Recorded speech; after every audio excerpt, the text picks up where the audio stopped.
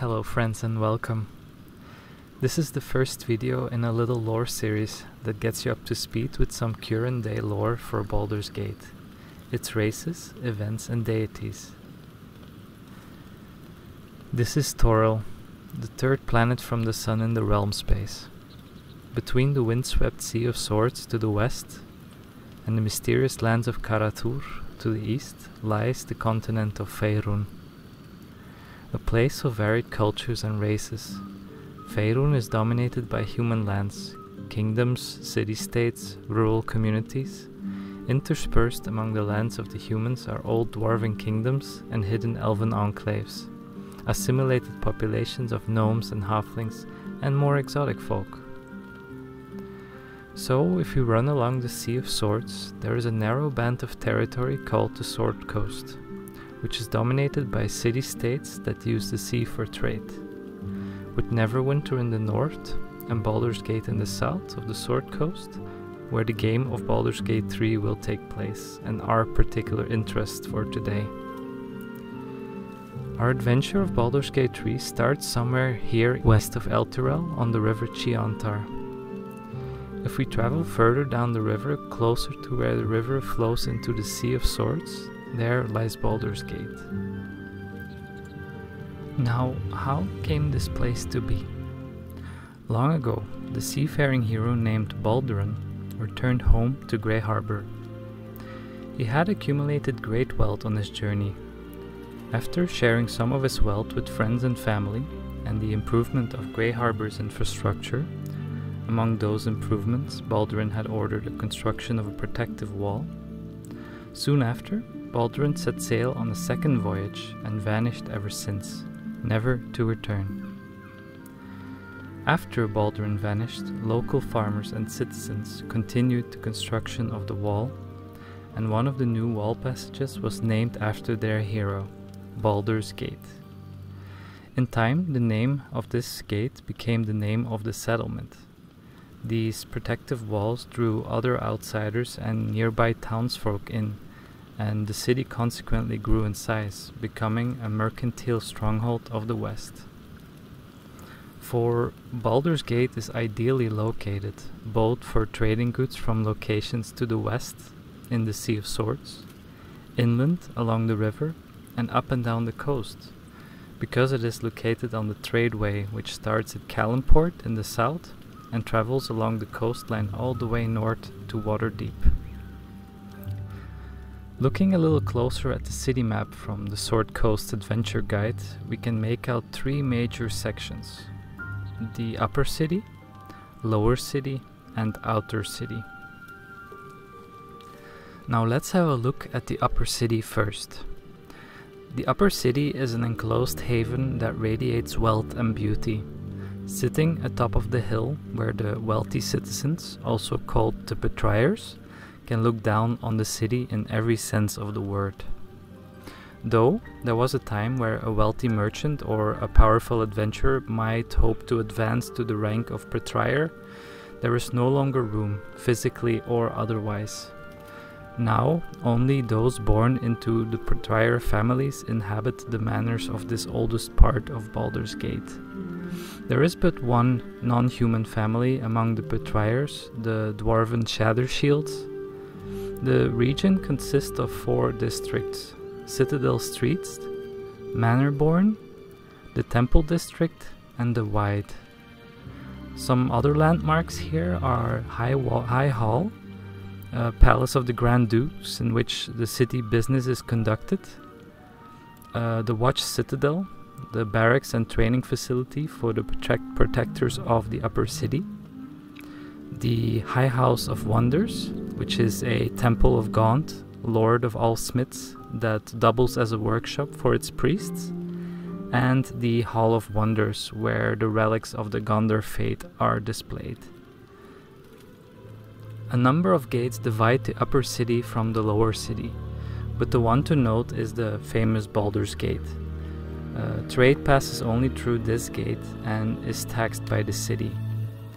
The other gates exist solely for the convenience of the Betrayers and their retinues, so any who aren't in the presence of a Betrayer wearing a Betrayer's livery or bearing a letter of proof of employment by a betrayer must use Baldur's Gate to pass between the upper and lower cities.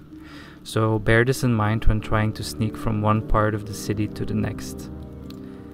Then there is the lower city.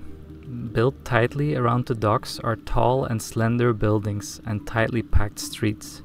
Very narrow alleyways that are always busy with the comings and goings of city life. Trade and commerce and work of all sorts dominate the sprawling lower city. The dam clings heavily in this portion of the city, something to do with the colder sea air and the warmer river water colliding and causing fog on many days. Most locals are wise enough to carry lanterns or lamps. Where merchants in other cities might hope to one day join the nobility, in Baldur's Gate the best one can hope for is to become absurdly wealthy and an influential merchant. Becoming a betrayer is out of the question. Still, the wealthiest Baldurians live as much like the betrayers as they can, buying up adjacent properties in the hopes of demolishing them in order to build large homes to echo the manners of the upper city. The Bloomridge district has a number of such homes. The other 5 districts are called Sea Tower, The Steeps, Heapside, Eastway, and Brampton. Some landmarks of Lower City is the Baldur's Mouth, which is Baldur's Gate's official newspaper, and it's printed there, which we will be able to purchase in-game as well. They also mentioned in the last panel from Hell we can do a break-in and change what the newsletter writes about us, the player. Then there's the Sea Tower of Balduran. This is a defensive structure on an island in the harbor, and the Hissing Stone Bathhouse. There's the Counting House. This is a moneylender on the docks along the waterfront, specializing in the trade of coins, gems, and valuables. The Sorcerer's Sundries, a shop near the eastern gate that sells arcane supplies, from spell component to magical items. Then there is the Shrine of Suffering. This plain and unadored shrine to Illmater caters to the city's poorest citizens. And the Water Queen's house, the Temple of Umberlee, found near the city docks, the oldest house of worship in Baldur's Gate. Then for some taverns and inns in this section, the Blade and Stars. This is a quiet inn known for its high-quality foodstuffs. The Blushing Mermaid, located in the northeastern section of Baldur's Gate. The Blushing Mermaid is an establishment known for its status as a hub of illicit business. The Elfsong Tavern, a tavern in the southeast near the eastern gate, known best for its strange haunting, a ghostly elven voice of unidentified origin that could be heard singing quietly at night. It's confirmed that besides the campsites we will be able to rent a room here for the night and sleep there. And the Low Lantern. This is a converted 3-mast ship used as a tavern and gambling house. Then the outer city. Outside the walls there are no laws against construction or settlement. So those who are too poor to reside within the city or to purchase property have slowly built up a third ward of the city, living in the shadow of its walls, paying its taxes, and covering both sides of the road leading into Baldur's Gate. Here the poorest of the poor live. But so do businesses considered too troublesome, noisy, or foul-smelling to operate within the walls, like tanners, smiths, masons, dyers, and stables. Within the outer city, there is a walled district called Little Calimshan, built in the Desert Nation's Calshite style. Here we can also find the Calim Jewel Emporium, considered the home of the best jeweler in the city. The other districts are called Stony Eyes, North Chapel, Whitkeep, Sow's Foot, Twin Songs, Tumbledown, and Rivington, across Worms Crossing. Worms Crossing is a bridge over the Chianta River, and buildings have also been constructed along Worms Crossing, so shops, taverns hanging from both sides, and even in some cases built to hang from the support that hold it up. It's likely we will be arriving over this bridge, and we can expect to pay a toll if we do so.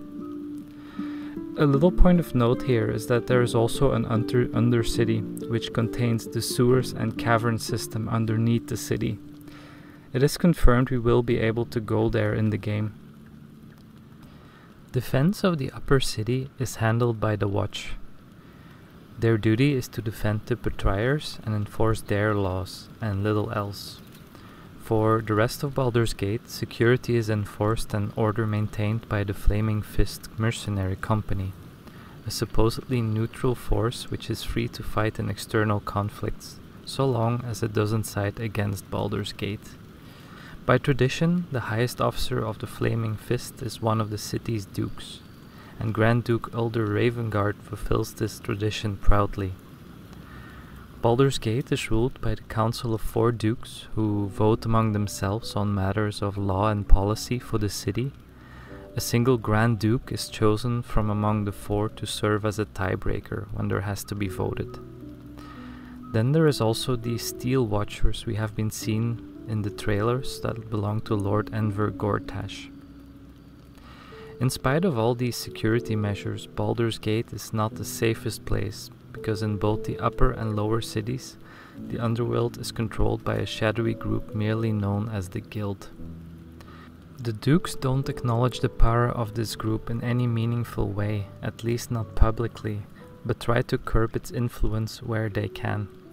There are many gangs that claim territory in the lower and outer city, and all of them seem to owe allegiance to the Guild. Sadly, Baldur's Gate has a storied connection with the dark god Baal. Recently, reports of unexplainable gruesome killings flow out of Baldur's Gate, so maybe there is a mystery for us to unravel, and something we will have to deal with, on top of a potential Mind Flayer problem. More on Baal and the Mind Flayers in a later video. This has brought me to the end of the video, and if you made it here, know that I appreciate you very much. Thank you all for watching. Like and subscribe, because it would help me greatly. Bye.